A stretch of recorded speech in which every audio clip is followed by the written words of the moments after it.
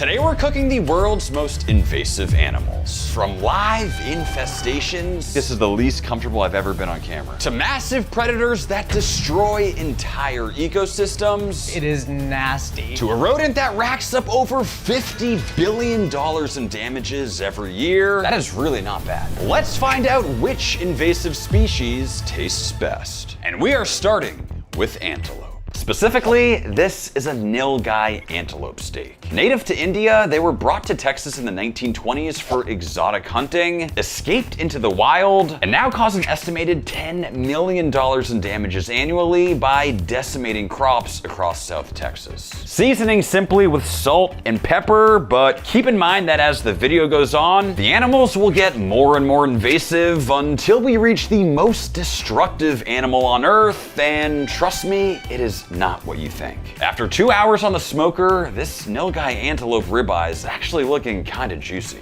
As always with this sort of video, we are playing Guess That Animal Sound. The winner gets an all expenses free trip to Miami Beach, so good luck. Ooh. I'm gonna go with a...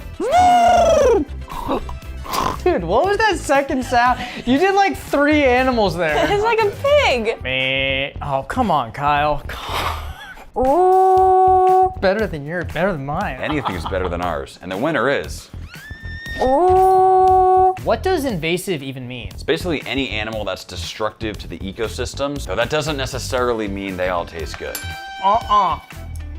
That's a big bite. That's a chewy bite. I actually love the flavor of the crust. The inside is like a very, very dense sponge. The texture's definitely on the chewy side, but I kind of like the flavor. It's very savory. It kind of reminds me of venison, maybe a little bit more gamey. I'm getting this strange, almost fishy flavor that I'm not particularly enjoying. Maybe it's the gaminess. I think it's like the irony flavor in there. That has no fat in that meat, so it's really, really dense. It's definitely got a bit of a funky aftertaste, but I kind of like it. I'm gonna give this a B tier. I think this is slightly worse than venison. I'm gonna give it a C. This is really not my favorite. I'm gonna go D. What it all means is nilgai antelope is starting us off with C tier.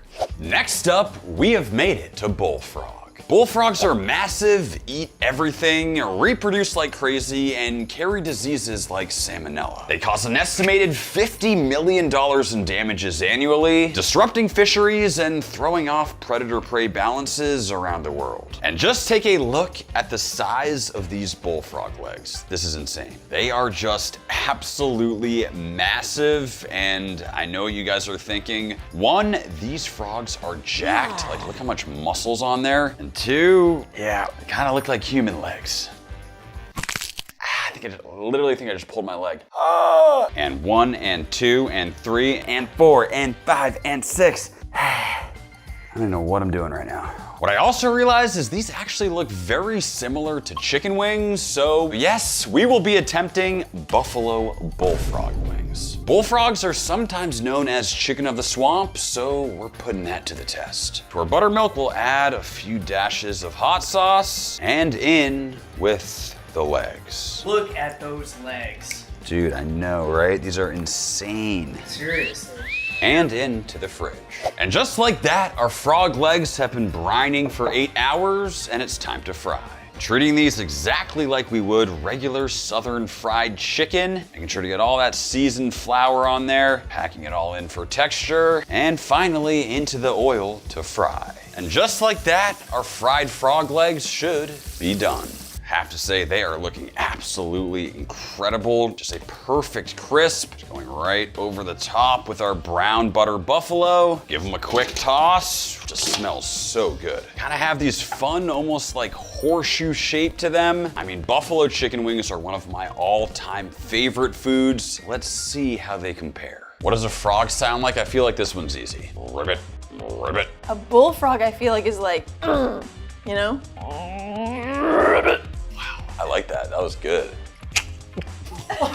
What? I give up this one. I can't do it. That was embarrassing. Ribbit. Ribbit.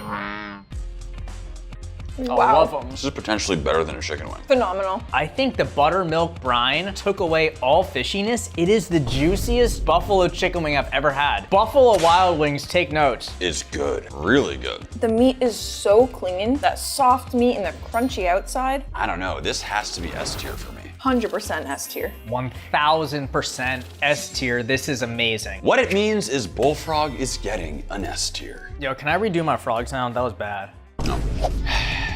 And we have made it to the one I am by far least excited about. It is time for mealworms. Mealworms, the larvae of darkling beetles, have spread through the pet food and animal feed trade. They infest grain and agricultural products, and their ability to survive in harsh conditions make them a growing problem, causing roughly $75 million per year in agricultural and storage losses. One thing about me is I really don't like insects. I definitely don't like live insects. But here we are. Kyle, how many mealworms is this? 10,000 mealworms. Now, before we eat these mealworms for a meal, we're gonna feed these mealworms a meal. And that involves opening up the box. And I'm very scared. There's really 10,000 bugs in front of me. Oh! They're already there at the top. I thought I was gonna open, pull out a box. They are right there, brother. Open, brother. Open, at the top. I thought I was already there, brother. Oh my Lord. Dude, that is freaking terrible packaging. They are everywhere and they're fast. No, why are they so fast? All right, get into your home. Ah! Why did we do this? Why? Open. Oh my God, they're all moving. I think this is the least comfortable I've ever been on camera. Open. Whoa! Jeez, Kyle. They're all on the floor. Now that we have everything under control, the big question of the day is how much of a watermelon slice can mealworms eat in one day? That is the question we will be answering. You think they're gonna eat a piece of watermelon this big? Yeah, I think they're gonna finish that. 75%. I think they're only gonna scratch the surface. I think it's gonna be like a little incy little side piece. Now we're gonna put half on one side and we'll do half on the other. Ugh. I want you guys down in the comments to think how much of this watermelon will the mealworms eat overnight? Let's find out who is right. I will see you guys tomorrow. Well guys, it has been 24 hours and these mealworms are putting in work. They are extremely active right now and they seem to be loving this watermelon, though I'm not gonna lie, there still seems to be a lot of watermelon left. Now the moment of truth, how much watermelon did they actually eat? Oh, it's nasty. Ugh. Honestly, not that much. Kyle, since you're the furthest off, you guessed they would eat the whole thing. You have to eat this watermelon. Get over here, say ah. To eat these invasive mealworms, we have a dried version right here. And the best part is, they're organic. I know that these are dead and dried out, but I'm telling you, they're still somehow moving. Am I crazy for saying they're still moving? That's one of the most disgusting things I've ever seen in my life. It is nasty. I feel like we're on Fear Factor. Someone put their finger in for a minute, I dare them. I'll put my finger in for a minute, and then you're gonna tell me what a live one tastes like. And go. No, heck no, I'm not doing that. You just said that, you agreed. Shibanya, abasi, ikeba, Dude, oh, come on. What does a mealworm sound like? I'll go first. Okay, you next, Kyle. Ready? This is what it sounds like. They make a little crunch. I feel like they sound like... This is gonna be delicious, I think. Just gonna pretend it's like a protein sprinkle.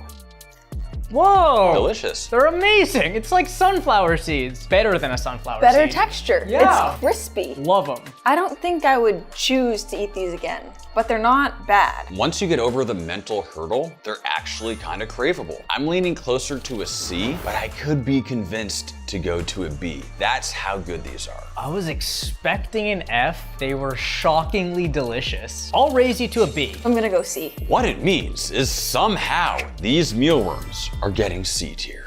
And we have made it to Burmese python. Brought to Florida through the exotic pet trade, they spread when Category 5 Hurricane Andrew destroyed a python breeding facility, releasing hundreds into the wild. Sometimes exceeding 20 feet long, they've led to an over 90% decline in mammal populations like raccoons and opossums, and caused an estimated $100 million per year in damages. This thing is absolutely wild. We've cooked our fair share of snakes on this channel. Needless to say, this is the first time we've had it with the skin on. It might look beautiful, but these things are absolutely devastating. In fact, the Florida Fish and Wildlife Association offers up to $10,000 to the person who catches the most of these. Just has this unbelievable color, and if it catches the light right, it almost has this like rainbow effect. And it is just wild to see one of these up close. What's also crazy about a snake is it's basically just one giant rib cage. Now just doing my best here to remove the skin. To be honest, I thought it'd be a lot easier, like just kind of peeling off some string cheese. It's very, very tough though. Requires a lot of delicate work. Kind of working the knife in between beautiful skin and the actual meat. Tell you one thing they don't teach you in school is how to skin a python. From here, just gonna see if I can get some leverage. We actually did a pretty good job here. Let's see what we got. Whew. Wow, dude, this is sick. Look at that freaking pattern. That is beautiful. Where I come from, people pay top $1 for that. I can make you an awesome wallet. You can make me a wallet. I'll make you an awesome wallet. Okay. And we appear to be left with some pretty clean looking meat. Kind of reminds me of chicken. I'll just hit it with a little oil, some salt, and black pepper. And the cavity of the snake is just perfect for stuffing, so we'll hit it with some garlic, a few chilies, a little bit of lemon. We got some shallots, rosemary, and thyme. All these aromatics should perfume it with incredible flavor, leaving us with a beautifully stuffed and perfectly cylindrical snake. And just finishing with a little more seasoning over the top, we'll get it on the smoker. It's been about an hour, now just hitting it with a garlicky sweet chili glaze for a final pop of color. And just like that, our python is done, and I have to say, this is looking and smelling way better than I could have ever imagined. Kind of reminds me of like a jumbo glazed churro. See if we can take a nice slice down the backbone. We got this flavorful looking crispy bark on the outside, some juicy and clean looking white meat on the other, and it actually looks somewhat tender. You sure about that? All right, Kyle, what does a snake sound like? I'm a snake. That's why I wanted you to go first, because that was gonna be my joke and you stole my thunder. I'm gonna go more like a... Oh, like slithering? I guess it depends. Are you slithering or are you just a snake? Whoa! That's awesome. Oh, you're doing string cheese style. A hybrid between alligator and fish jerky. Like a chicken that's been pumped with brine or something. I'm not loving it, to be honest. It tastes like it's been soaking in nitrates or something, which is really weird. Remember a couple of videos ago, we soaked it in buttermilk, then deep fried it, and it was unbelievable. This time, we just went raw. We seasoned it, smoked it. It's chewy. It's completely different. It needs buttermilk. This is kind of making me feel sick, actually. If the whole thing had been deep fried, I think a crispy texture would have helped. But right now it's just gummy, soft, and chewy. I think this is D tier. It's only not an F because I do enjoy the flavor, and it is fun to eat. I agree. I'm going D. I'll give it a D. I got a surprise for you. I promised someone a snake skin wallet. Check this thing out. I have room for credit cards and for cash. Wow, this thing is awesome. Yeah. I love it. Easy S tier on this wallet, but sadly, Python is getting D tier. Next up, we have made it to the one and only axis deer. Originally introduced to Hawaii in 1867 as a gift to the Hawaiian king, axis deer are native to India, but their populations have exploded in America. They destroy native plants, causing $150 million in annual damages. And this right here is an absolutely beautiful loin of axis deer, but you would not believe where we got this from. Took a quick 15-hour flight to Hawaii to harvest invasive axis deer, and I mean, we went deep in the process. From midnight stealthy harvesting raids, to actually breaking down the animals, to eventually butchering and donating hundreds of pounds of meat to the local community, we were finally lucky enough to bring some of that beautiful axis deer back to our kitchen to cook. And what we have is basically an axis deer tomahawk ribeye rack with that distinctive, dark, incredibly colored meat. And just seasoning with a salt and pepper based rub, got some garlic and herbs that should go perfect with this venison. And we'll get it on the smoker. And just like that, our axis deer has reached 125 Fahrenheit. We'll give it a nice quick sear, and it's time to slice. We're left with a beautiful, juicy, and rosy pink medium rare. The amount of work that went into catching, processing, and finally cooking this axis deer is just out of control, but it's all worth it for this final product. Finish with just a little bit of flaky salt over the top, and paired with a little bit of this wild, fresh lingonberry glaze. Such a beautiful, rustic looking meal. I am very excited to taste this axis deer. Quite easily, the hardest we've worked for a piece of meat in this kitchen. Sophia, that was intense. That was crazy. And one thing I realized is we never heard what an axis deer actually sounds like. They're extremely quiet. So I'm gonna take a guess here and say an axis deer sounds like... Dude, that's a sheep. No. Dude, you are not getting a free all expenses paid trip to Miami Beach. I already knew that. All right, Sophia, it's your time to shine. There might be potential there. All right, either way, we have some stunning axis deer tomahawk ribeyes with a lingonberry sauce. Perhaps the cleanest wild game I've ever had in my entire life. Typically when you have venison, elk, moose, it has that slight kind of gamey undertone. Not the case at all with this. Incredible. And then with that sauce, it's almost like a cranberry tangy sauce on there. It feels like you're eating just a rustic filling meal. I usually don't like venison that much. I think it has a slight like irony taste to it. This one is different. This is super clean. It's almost like beef-like. Almost reminiscent of bison in terms of flavor. Yeah. But it is a lot more tender. I think I gotta go S tier. It's gonna be S for me. I'm gonna go with an A. What it all means is axis deer is moving all the way up to an S tier. This is a fish I've never seen whole. We've made it to tilapia. Native to Africa, tilapia were introduced worldwide through fish farming and have spread into wild ecosystems. Their rapid reproduction, extreme resilience, and ability to tolerate poor water conditions allow them to quickly dominate, outcompeting native fish and disrupting habitats. This widespread impact contributes to roughly $500 million per year in global fishery losses. I've always considered tilapia the cheapest fish out there, but looking at them whole, they're actually a super beautiful fish. Don't eat me! To cook, the first thing we'll need are these guys right here. This is Thai lemongrass, and what we're making is literally the best tasting fish dish in the entire world, but it's my very first time attempting this recipe. Now we have to stuff the fish with that lemongrass. Next, we have some kefir lime leaves. Should add some really nice herbaceous flavor. Now this is where things get super interesting. We'll need a whole bunch of salt, a little bit of flour, and a bit of water. What we're basically making here is a Thai salt shell. Never used flour in something like this, so we'll see how this turns out. Now we basically just completely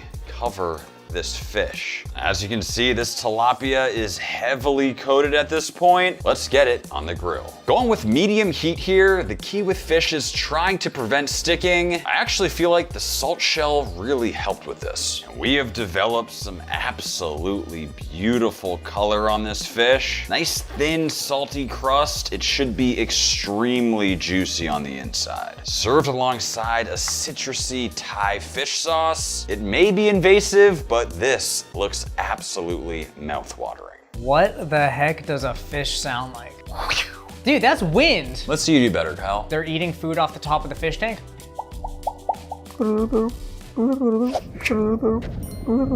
Very unique cook style, very unique sauce. It's all about the sauce. Wow. The sauce, S tier. The fish, there's this almost muddy or murky flavor that I'm getting when I really just taste the flesh that I don't love. Almost catfish-esque. Yes. That sauce is incredible, but honestly, the fish, that might be the most basic flavored fish that I've ever had in my life. The fish flavor itself is just not there. Yeah, it gets a little bit mushy, whereas another fish, if it held that flakiness better, it would be unbelievable. Sounds crazy, but I actually think the fish itself is a D. I think the sauce is an S. I'm gonna average it out to a C. I agree, I'm gonna give it a C. Drink the sauce, Kyle. You got it all over you. He doesn't even realize he's just getting himself and the chair and everything soaked in sauce. Yeah, who invited this guy? Seriously, Kyle, can you just do this like now? Like, Oh, yeah. Yeah. Just let me know what time to come back. All right, yeah, so later, yeah. All right, Sophia, what do you think it is? I'm gonna go with the C. Isn't this nice, Sophia? It's really like, I just feel good for, I don't know why. Too much space. Like, honestly, we could even just be like this. Oh, hey, what's up? Kyle, what do you, Hey, Kyle, get on out of here. yo! What it means is tilapia is getting C tier.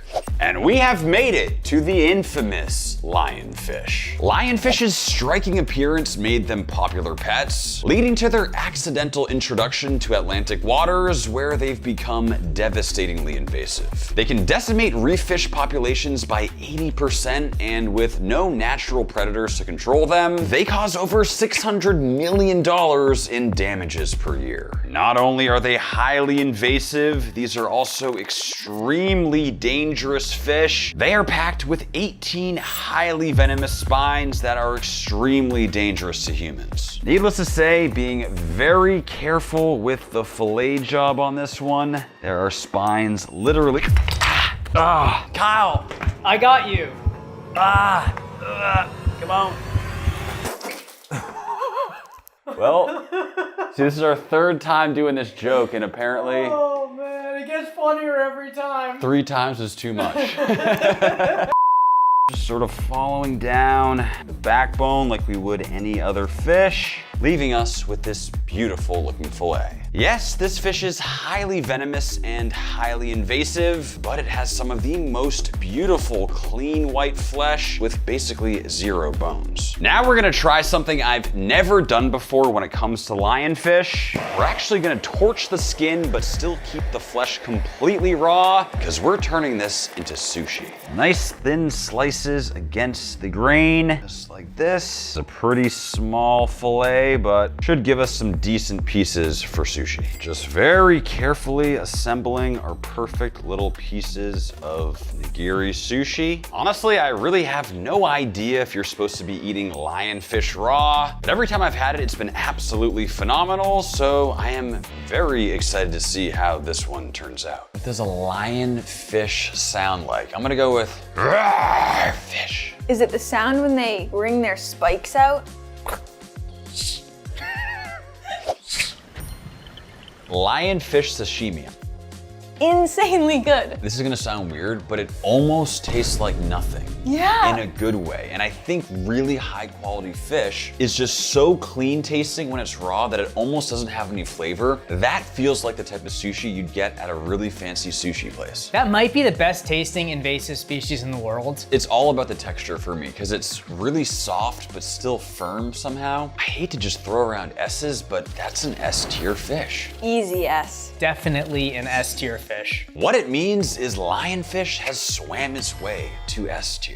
I am super excited about this one. It's time for green crabs. Green crabs arrived in North America in the 1800s as stowaways on European merchant ships. They're voracious predators, reproduce rapidly, and aggressively destroy shellfish populations and other habitats, leading to $1 billion per year in losses. Apparently, these little crabs are extremely aggressive. Let's see how they taste. There's a lot of green crabs. Oh, hope you're hungry. They definitely have this greenish color on top. The coolest for me is look at that underside, that incredibly striking orange color on the belly. So apparently these things are sometimes eaten whole, but more commonly used in things like stocks or just other things that require a strong crab flavor because they are quite pungent. So that's sort of the inspiration behind today's dish. Bear with me, guys, because yes, we are making crab ice cream. Apparently, crab ice cream is a real thing at a restaurant in Osaka, Japan, so you already know we gotta give it a shot. With all of our normal ingredients added, this is where things start to get a little iffy. We're gonna add in a little bit of Old Bay, which goes incredibly well with crab. And from here, we go into our ice cream base with those invasive green crabs. I'm hoping they'll provide a savory, salty, and sort of umami flavor. But again, we're talking about ice cream, so I have no idea how this is actually gonna taste. This thing is definitely picking up some strong crab smells and flavors, but I feel like this actually might end up being pretty good. Now that we're fully infused, we'll strain out the ice cream base. It's crab ice cream right there. Really doesn't look that bad. It's taken on this yellowish, honestly almost green color. Let's get it in the fridge to cool down. And just like that, our crab cream is chilled. Let's turn it into ice cream. Getting that all into our ice cream maker. And just like that, we've achieved this absolutely perfect, almost soft serve like crab ice cream texture. We'll of course top it off with a little fresh crab on top. Time to eat. Green crab. I feel like it's gonna be a little scurry, kind of like a... I didn't think of that. I was thinking about how they might eat the food.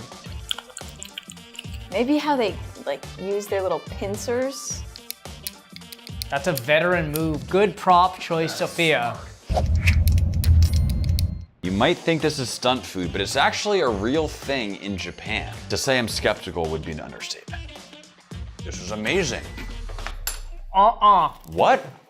Are you serious? I don't mess with that, I'm sorry. Dude, I think that is actually delicious. As you were spitting that out, I was in crab ice cream heaven. And quite frankly, I still am. It's cold soup, which I don't like. I could enjoy this as a one biter in a meal, as like a palate Totally agree. switching sort of thing. Yes. But multiple spoonfuls. We're on the same page. I'll give it like a D. I think it's a B tier ice I cream. respect it. I'm glad that you like it. It makes me happy. I feel like it's somewhere in the middle. I'm gonna go with a C. All things considered, I think that's fair. Kyle, we're gonna have a talk after this, but in the meantime, what it means is green crabs are getting C tier. What are we gonna talk about? It's gonna happen off camera. What's gonna happen off camera? Shipped in live straight from the source in Louisiana, we have made it to crawfish. Crawfish are highly invasive freshwater crustaceans that have spread worldwide. Their aggressive behavior damages wetlands, irrigation systems, and riverbanks while outcompeting native species. Their ecological damage and control costs are estimated at $2 billion per year. They come from the swamps, and let me tell you, they smell like they come from the swamps. That is musky. Kyle, come take a smell. Smells kind of like you. Full disclosure, this is my first time cooking live crawfish. I'm from New England, so you know I've cooked lobster before. I feel like they gotta be pretty similar. Oh, hello.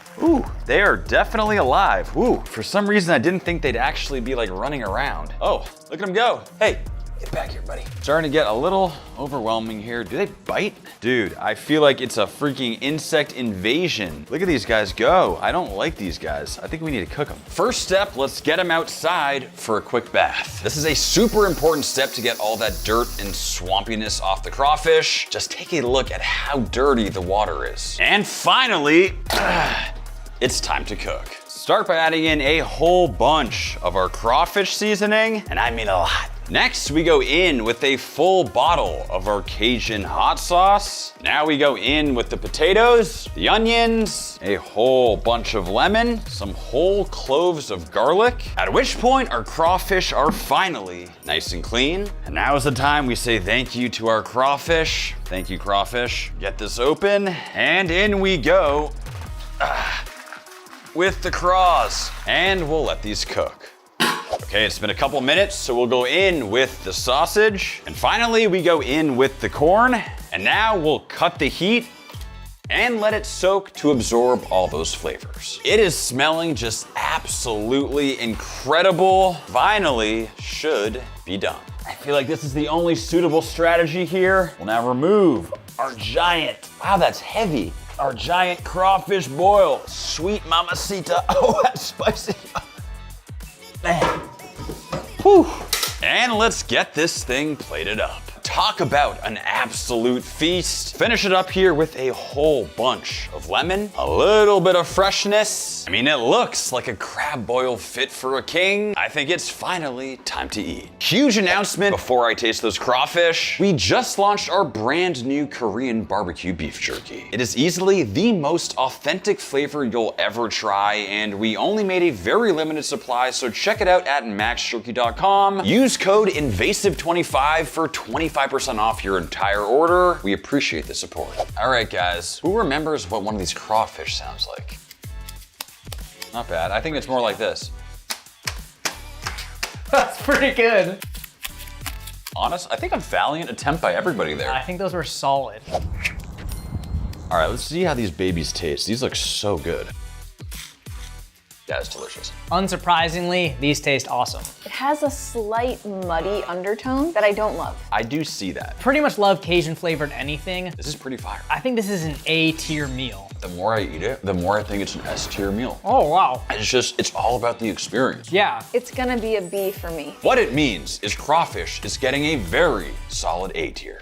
Next up, we have made it to wild boar. Wild boars, also known as feral hogs, were introduced to America in the 1500s by European settlers, and their population has exploded. Highly destructive, they tear up ecosystems, and their high reproduction rates cause a never-ending battle for farmers, leading to an estimated $2.5 billion in annual damages. And this right here is a wild boar. Very different than any pig I've ever cooked before. As you can see, it is extremely lean. It's almost like there's no meat on here. You can tell it is truly a wild, invasive animal. Starting this off with a whole bunch of salt, because what we're attempting here is a traditional Hawaiian Kahlua wild boar. They keep the seasonings extremely simple, but it's a very unique cooking process. I am extremely excited to see how this actually tastes, because from what I hear, these things are absolutely devastating for the environment, so if they taste good, it's a win-win. Now, the next critical component to our Hawaiian hog are these banana leaves. Now, they're not only gonna help keep our hog nice and juicy, but they're also gonna provide a beautiful earthy flavor. Now we go on with our feral hog.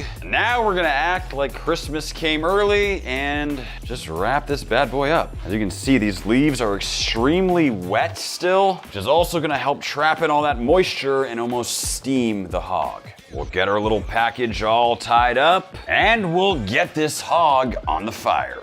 Adding some dirt on the coals, just doing my best to simulate a true Hawaiian pig roast, though I clearly don't have the exact right setup here, but this dirt is hopefully gonna insulate and protect the meat from the fire while keeping all that moisture inside as it cooks. Well guys, it has been 5 hours and our hog should be done. Here, just uncovering our buried treasure. Oh boy, that looks very dark. Hope we didn't completely burn it. One thing I'll tell you for sure is it's still very hot in there. It's smoky. And we'll see if we can just kind of lift her out.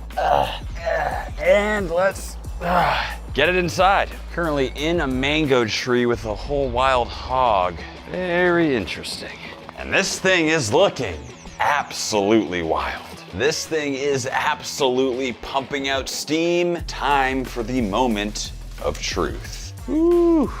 Pull off a nice leg here. Smells really nice. It's definitely quite tender. Even though this thing is lean, it still looks pretty tender and full of moisture. And paired with a homemade Hawaiian pineapple barbecue sauce, it is finally time to eat. Welcome to Hawaii. What does a wild boar sound like? I'm gonna go with, it's like a little more of like a musky pig, right? Kind of like a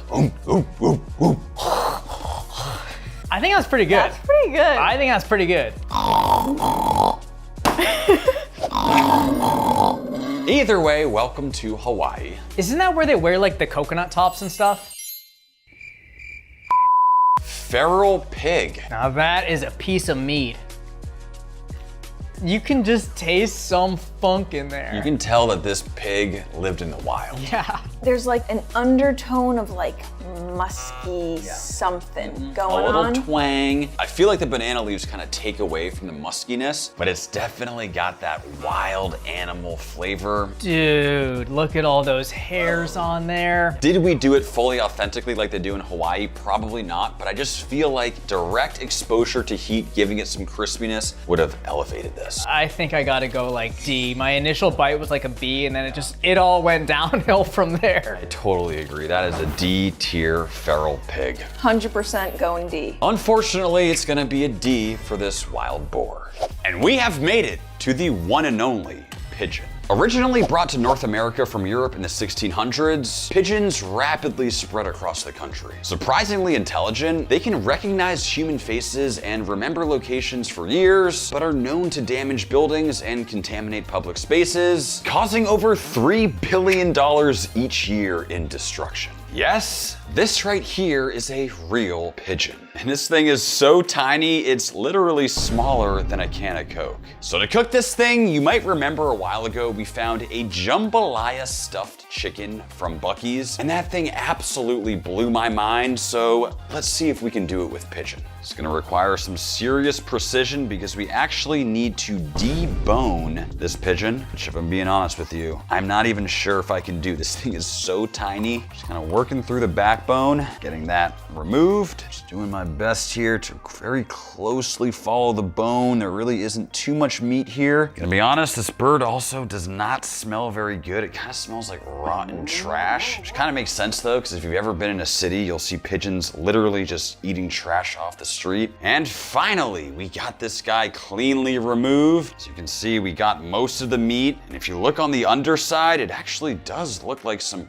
pretty nice dark meat. It looks very similar to duck. Now we go on with our pigeon. Now just a light dusting of Cajun rub. And now, yes, we are going in with our fresh jambalaya. It's got some shrimp, it's got some sausage. Will this be a good combination? Honestly, I don't really know, but I'm ready to find out. Now we're just gonna very carefully try to seal up our little pigeon pouch. Yeah, little guy, it's perfect. And just tying it off to make sure it all stays together. This actually seems to be working way better than I was expecting. That should be perfect. And that right there is our picture perfect looking pigeon pouch. Now we'll just hit it with a touch of oil, bit more of that Cajun seasoning. And for the world's cutest pigeon, we of course have the world's cutest smoker. Dusting this guy out of retirement, I give you the Smokemaster 5000. And we'll go in with the heat source. And of course, we're smoking with that apple wood.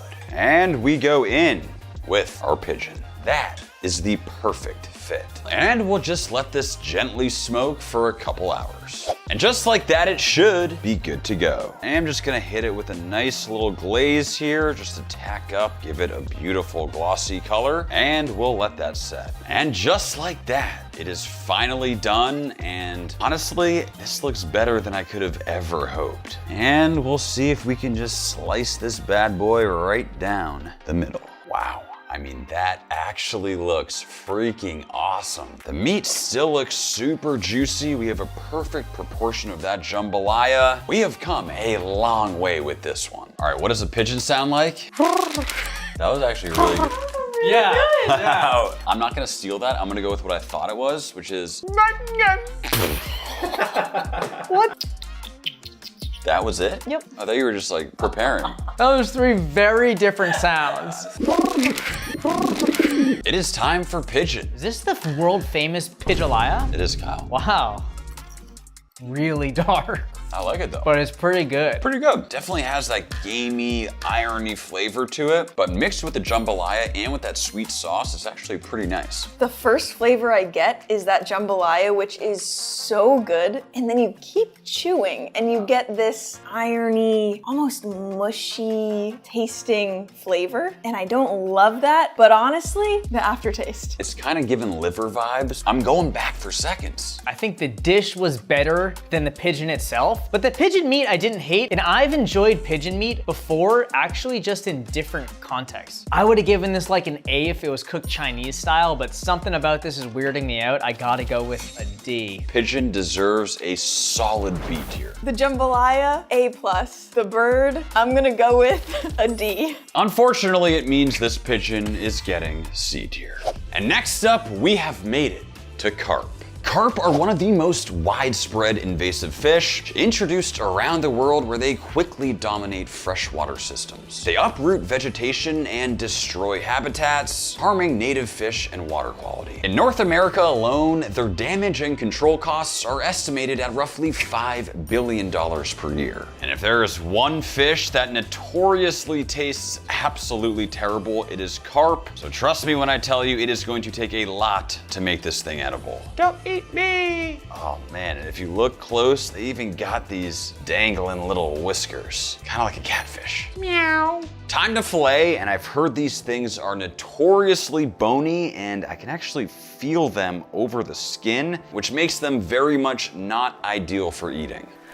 Ooh, see? Oh, that's bony. Doing my best here to fillet like we would any normal fish. Whoa, look at the color of this meat. It is extremely red. Almost reminds me of mahi-mahi. It's closer to like a red meat, almost like a duck. I imagine that dark color contributes what to some people describe this as not the best tasting fish. It's almost like the whole thing is a bloodline, which as we know, has a very strong irony flavor. But either way, we're left with this pretty decent looking fillet. Honestly, I've never seen fish that looks like this. What's even more crazy than that deep red color is the yellow fat, which I believe is like the marbling. I've never seen this color on fish before. Now just removing skin. What we seem to have is a significant amount of pin bones within the meat, which typically we'd remove, but apparently through today's cook process, they're actually going to dissolve. But let's find out. Slice this right down the middle and slice this up into roughly 1-inch cubes. Oh yeah, I can feel all those bones in there, leaving us with these perfect pieces of carp. What we're making is a popular European dish called pickled carp, which requires a 2-part process, starting with the vinegar and salt water. And I will see you guys in about 5 days. Several days later. Just like that, it's been 5 days and our carp should be pickled. And just take a look at the color. It seems to have darkened up significantly.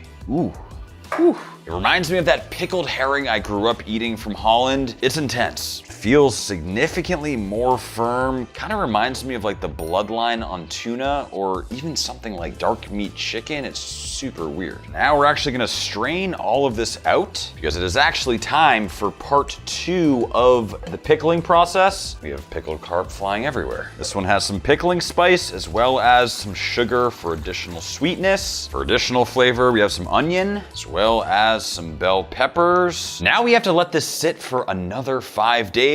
Clearly making carp taste good requires a lot of patience. I will see you guys next week. 1 week later. It has been over 10 long days of waiting, and the time is finally here. It has that distinctive pickled fish smell, which might sound weird, but I'm actually feeling optimistic. Take a look at that perfect piece of fish. I'm super curious to see the cross section, because keep in mind, this was technically never cooked with heat. It almost has that like rainbow metallic look to it. To plate, we're going right on top of some toasted rye, just a little bit of onion with a pop of dill. And after such a long wait, it is finally time to eat. I know exactly what carp sound like. You ever see them go up with their little lips and like eat the food? They're like, Bro, that's a koi fish. Okay, I think that they're like sloshing around.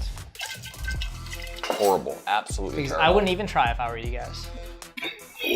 Weirdly, I think she might be onto something. That was disgusting. No, it's gross, but I think she might be right. This is pickled carp. What I want you guys to tell me is if you taste any bones in here, because apparently they should be completely gone. powerful flavor on that. It's pretty good though. Amazing. Also, you guys might have noticed, there are no bones in here. They are fully dissolved. I love it. Really? Yeah. That is the last thing I was expecting Kyle to say. You know why? Sometimes pickled fish is way too sweet. This is tangy and sour, extremely sour, and I love it. We grew up eating pickled herring, and that stuff is incredible, and this reminds me of it. I could eat it all day. All that said, I think with this one, it just comes down to the cooking process. I'm telling you, by itself, carp is not that good. In this format, it absolutely works. I think it's a B. It's gonna go A. Really? This was awesome. I'm gonna go with a B+. I think that's fair, understanding that in this format, we think it's a B tier. If you just eat carp on its own, it's probably closer to a D or an F. But either way, today, carp is getting B tier. The time is finally here. We are cooking rat. Rats spread around the world on ships during centuries of global trade, becoming the most successful invasive mammal on Earth. Highly adaptable, they consume crops, contaminate food supplies, spread disease, and devastate native wildlife populations, causing an estimated $50 billion in damages annually. Yes, guys, this right here is a rat. We've cooked a lot of crazy stuff on this channel. Never thought we'd cook rat, but here we are. I have an exotic meat dealer. He sent me these as a gift. They are farmed, they are not wild, they are literally made for human consumption. I don't know what humans are eating these things, but I guess I'm now part of that exclusive group because it smells like rat. I mean, it does have some pretty decent looking pink meat. Kind of reminds me of like rabbit or maybe even squirrel. We even got a couple hairs here for Kyle. What? Nothing, Kyle. And what we're making is the infamous Bordeaux wine rat. Apparently, hundreds of years ago, rats living in Bordeaux wine cellars would feed on spilled grapes. They were then allegedly harvested, brushed in oil, shallots, and herbs, and then grilled over broken wine barrels. So yes, that is today's inspiration. Honestly, at this point, it's looking and smelling pretty decent. Let's get it on the fire. And we go on with our Bordeaux wine barrel, and it's time to light it up. I have never cooked over a wine barrel, much less rat over a wine barrel, but I can't lie, this thing looks freaking epic all lit up. All right, now that we are fully lit, it's time to cook. And we're gonna go right into the cooking chamber. Oh yeah, oh, it's a beautiful cook. Just cooking from all angles here. Thank you, Kyle. Perfect. Just like that, I give you rat. Telling you, I know that nobody's gonna believe me, but this actually smells like the best thing we've cooked all day. I'm not lying, it's definitely because of all those flavors we added. It's almost like a teriyaki chicken wing vibe, like it smells amazing. But the looks, on the other hand, is a bit of a different story. We definitely have some major char action. Let's see how it tastes. What does a rat sound like? No, that wasn't it. That is it. Scratch No, it, you scratch can't do that, Kyle. It doesn't work like that. Yes. Yes. Can you bless my soul with a beautiful piece of rat for dinner? Listen, we've eaten some good stuff on this channel, some bad stuff. I think this takes the cake for unappetizing dishes. Shout out to our buddy who gifted us these. He said it tastes like Butter. Oh. He also warned Kyle might die. And this is not just me saying it, it smells great. Is that because of the marinade? Yes. It smells incredible. Smells really good. It smells like chimichurri.